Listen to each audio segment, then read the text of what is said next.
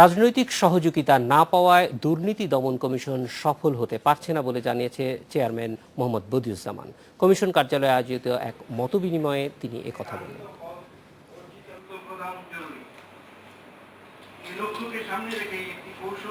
দুর্নীতি দমন কমিশনের মতবিনিময় সভায় চেয়ারম্যান বলেন, নির্বাচনী ওয়াদায় দুর্নীতি দমনের কথা বললেও রাজনৈতিকরা নির্বাচনের পরে তা বেমালুম ভুলে যান।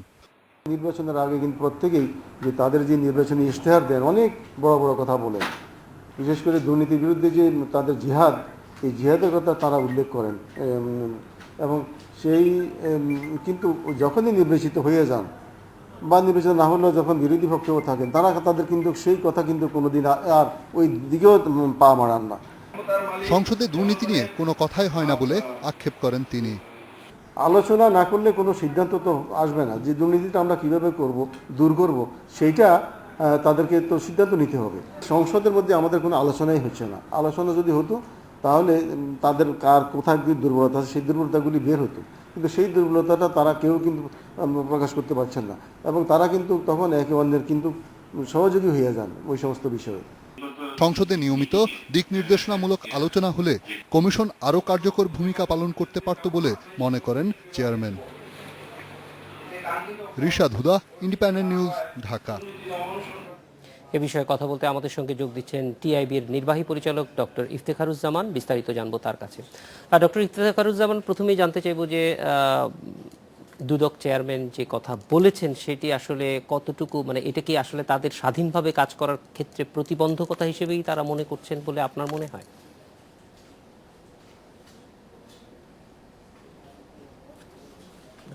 দুদকের চেয়ারম্যান যে কথাটুকু বললেন, আমি যতটুকু শুনলাম এটা খুবই যথার্থ বলেছেন এবং এই কথাগুলো আমরা আমাদের গবেষণা এবং বিভিন্ন কার্যক্রমের মধ্যে সবসময় বলার চেষ্টা করি।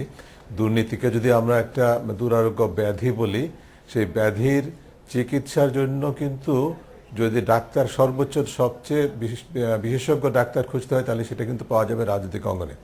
এবং এটার মূল কারণটা হচ্ছে যে ক্ষমতায় আমার রাজনৈতিক নেতৃত্ব অধিষ্ঠিত থাকেন এবং দুর্নীতিকে আমরা বলি ক্ষমতার অপব্যবহার, এটা সবাই জানেন। কাজেই সেই রাজনৈতিক অঙ্গনে যদি দুর্নীতির বিরুদ্ধে দৃঢ় অবস্থান না থাকে এবং সদিচ্ছা না থাকে দুর্নীতির বিরুদ্ধে দৃঢ় অবস্থান নেওয়ার মতো, তাহলে সেই দুর্নীতি কোনো দেশেই কিন্তু নিয়ন্ত্রণ করা সম্ভব হয়নি। এবং আজকে দুদকের চেয়ারম্যান সেই কথাটাই বলেছেন। এর মধ্যে আপনি যে প্রশ্নটা করেছেন সেটা প্রকারান্তরে সেটারও একটা প্রতিফলন ঘটে এবং সেটি আমরা সবসময় বলে আসছি যে দুর্নীতি দমন কমিশন বিভিন্ন কারণে তার যথাযথ দায়িত্ব পালন করতে পারছে না, সেটা সবাই জানে। কিন্তু সবচেয়ে অন্যতম প্রতিবন্ধকতাটা কিন্তু হচ্ছে যে অনেক সময় রাজনৈতিক অঙ্গন থেকে তারা সদিচ্ছাটা বা সহযোগিতাটা পান না, বা যে প্রভাব বিভিন্নভাবে প্রত্যক্ষ পরোক্ষ প্রভাব থাকে সেটা কাটিয়ে ওঠাতে তাদের পক্ষে সম্ভব হয় না এবং সেটি কথাটির প্রতিফলন ঘটেছে বলে আমি মনে করি। আমি আশা করব যে তার কথাটি আমাদের রাজনৈতিক নেতৃবৃন্দ এবং সংসদ সম্পর্কে তিনি বলেছেন সেই যথার্থই বলেছেন। সংসদও এই বিষয়টাকে গুরুত্ব দিবে এবং রাজনৈতিক নেতৃবৃন্দ এই বিষয়টা গুরুত্ব দিবে, তাহলে কিন্তু আসলে দুর্নীতি নিয়ন্ত্রণ করা সম্ভব হবে। আর সেটা জাতীয় পর্যায়ে হোক বা স্থানীয় পর্যায়ে হোক, যেই পর্যায়ে হোক না কেন, কোনো না কোনোভাবে কিন্তু রাজনৈতিক মহলের রাজনৈতিক নেতৃত্বের দুর্নীতি প্রতিরোধের যথেষ্ট ভূমিকা পালন করার মতো সুযোগ রয়েছে। সেই ভূমিকাটি পালন হয় না বলেই কিন্তু দুর্নীতি কার্যকরভাবে নিয়ন্ত্রণ করা সম্ভব হয় না। জনাব ইফতেখারুজ্জামান, প্রথম বিষয় যে আমরা বেশিরভাগ ক্ষেত্রেই দেখি যে দুর্নীতির উপস্থিতি সম্পর্কে রাজনীতির শীর্ষ পর্যায়ে আসলে এটা গ্রহণ করা হয় না, বেশিরভাগ সময় ডিনায়াল টেন্ডেন্সিটাই বেশি থাকে। তো সেই ক্ষেত্রে দুদকের যে অবস্থান, যদি দুদক সত্যিই মনে করে যে তারা রাজনৈতিক সহযোগিতা ঠিকমতো পাচ্ছে না, কিন্তু তারপরেও স্বাধীনভাবে যেহেতু কাজ করবার ম্যান্ডেট তাদের আছে, তারা যদি স্বাধীনভাবে সত্যি কাজ করে, সেক্ষেত্রে কি মনে হয় যে এই প্রতিষ্ঠান কাজ করতে পারবে? কারণ জনগণ তো অবশ্যই তাদের সঙ্গে আছে, কারণ মানুষের ভিতরে এই বোধ অনেক বেশি এবং সেটা আপনাদের গবেষণাতেও বিভিন্ন সময় প্রতিফলন আমরা দেখতে পেয়েছি।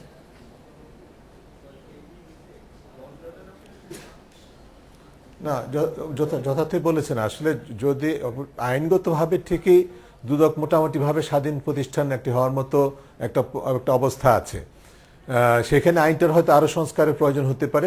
সেই বিষয়ে সরকার সহ বিভিন্নভাবে দুর্নীতি দমন কমিশন এবং আমরা হয়তো কাজ করার চেষ্টা করছি। কিন্তু যতটুকু সামর্থ্য দেওয়া হয়েছে আইনগতভাবে সেটাকে যদি যথাযথভাবে প্রয়োগ করার মতো পরিবেশ সৃষ্টি করা যায় তাহলে কিন্তু দুদক অবশ্যই কার্যকর হতে পারে। এখানে আমরা যেটা দেখি সেটা হচ্ছে দুই ধরনের প্রতিবন্ধকতা। একটা হচ্ছে যে দুদকের বাইরে থেকে দুদকে এক ধরনের প্রশাসনিক এবং রাজনৈতিক নিয়ন্ত্রণের এক ধরনের প্রচেষ্টা থাকে, বা প্রভাব সৃষ্টি করার প্রচেষ্টা থাকে, যে কারণে দুদক তার স্বতঃস্ফূর্ততার সাথে কাজ করার, সাহসের সাথে কাজ করার মতো পরিবেশ পায় না।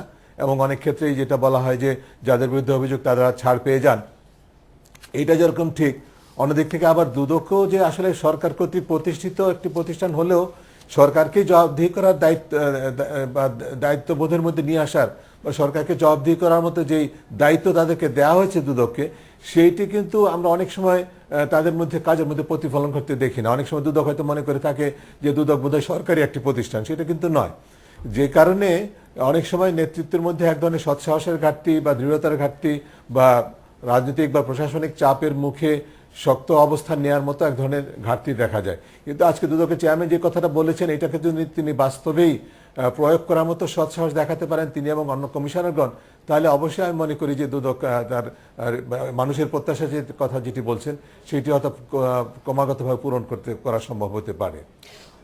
আমি শুধু এইটুকুই জানতে চাচ্ছি, যদি দুদক স্বাধীনভাবে কাজ এখানে করতে, আরেকটি কথা যেটা বলা হয়েছে, জি বলুন। বলুন। ইফতেখারুজ্জামান বলুন, আপনি যেটি বলতে চাচ্ছেন। দুর্নীতি দমন কমিশনের চেয়ারম্যান মহোদয় যেটা আরেকটা কথা বলেছেন, যে সংসদের ভূমিকার কথাটা বলেছেন। হ্যাঁ, সংসদের ভূমিকাটার কথা বলেছেন, তো এটাও কিন্তু খুব গুরুত্বপূর্ণ একটা বিষয়। কারণ পৃথিবীর সব দেশে যেটা গণতান্ত্রিক দেশ, যেখানে জনপ্রতিনিধিত্বের সরকার, সেখানে কিন্তু সংসদের একটা ভূমিকা থাকে। যাদের বিরুদ্ধে দুর্নীতির অভিযোগ তাদেরকে আলোচনার মাধ্যমে সংসদীয় কমিটিগুলো কার্যকর ভূমিকার মাধ্যমে জবাবদিহিতার আওতায় নিয়ে আসা এবং দৃষ্টান্ত স্থাপন করা। আমাদের সংসদে কিন্তু সেটা খুব একটা দেখা যায় না, এবং সেই কথাটাই কিন্তু তিনি বলেছেন। শুধু দুদকের একার উপরে কিন্তু দুর্নীতি নিয়ন্ত্রণের সার্বিক ক্ষমতা নেই। দুদকের একটা দায়িত্ব আছে, দুদকের পাশাপাশি অন্যান্য যে জবাবদিহি প্রতিষ্ঠানগুলো, তার কেন্দ্রবিন্দুতে জাতীয় সংসদ, বিচার ব্যবস্থা, আইন প্রয়োগকারী সংস্থা, আমাদের অ্যাটর্নি জেনারেলস অফিস, আমাদের বাংলাদেশ ব্যাংক, আমাদের জাতীয় রাজস্ব বোর্ড, কন্ট্রোলার জেনারেল অফিস, এই ধরনের প্রতিষ্ঠানগুলো কিন্তু সার্বিকভাবে দুর্নীতি প্রতিরোধের একটা পরিবেশ সৃষ্টি করবে। তবে অবশ্যই দুর্নীতি দমন কমিশনের দায়িত্বটা সবচেয়ে বেশি, কারণ তাকে সুনির্দিষ্ট ম্যান্ডেট দেওয়া হয়েছে দুর্নীতির বিরুদ্ধে শক্ত অবস্থান নেওয়ার জন্য, বা যারা দুর্নীতি করে তাদেরকে প্রসিকিউশনের মাধ্যমে তাদেরকে বিচার আওতায় আনার জন্য। সেই কাজটি করার ক্ষেত্রে একদিক থেকে দুদকের যেরকম টেকনিক্যাল স্কিল বা পেশাগত দক্ষতা, পারদর্শিতার প্রয়োজন, সৎসাহসের প্রয়োজন, নেতৃত্বে দৃঢ়তার প্রয়োজন, অন্যদিক থেকে দুদককে স্বাধীনভাবে কাজ করার মতো পরিবেশটা সৃষ্টি করার দায়িত্ব হচ্ছে আমাদের রাজনীতির নেতৃবৃন্দের। এই সব কিছু সমন্বয়ে কিন্তু দুর্নীতি দমন কমিশন তার দায়িত্বটি পালন করতে পারবে। ইফতেখারুজ্জামান সংসদের আলোচনার কথাটি বললেন, সেখানে আমরা দেখি যে বিভিন্ন সময়ে অবশ্যই রাষ্ট্রপতির ভাষণের উপরে যে আলোচনা হয় সেটার জন্য অনেক সময় বরাদ্দ করা হয়, কিন্তু আমরা কখনোই দেখি না যে সিএনএজির যে অডিট রিপোর্টগুলি জমা হয় সেগুলি বছরের পর বছর সেখানে পড়ে থাকে, সেগুলি নিয়ে সংসদ আলোচনা করে না, এবং সেটার জন্য আলাদা কোনো সময় কখনোই সংসদের যে কার্যনির্বাহী কমিটি আছে সেখান থেকেও আসতে দেখি না, এবং এই বিষয়টি অনালোচিতই থেকে যাচ্ছে দীর্ঘদিন পর্যন্ত।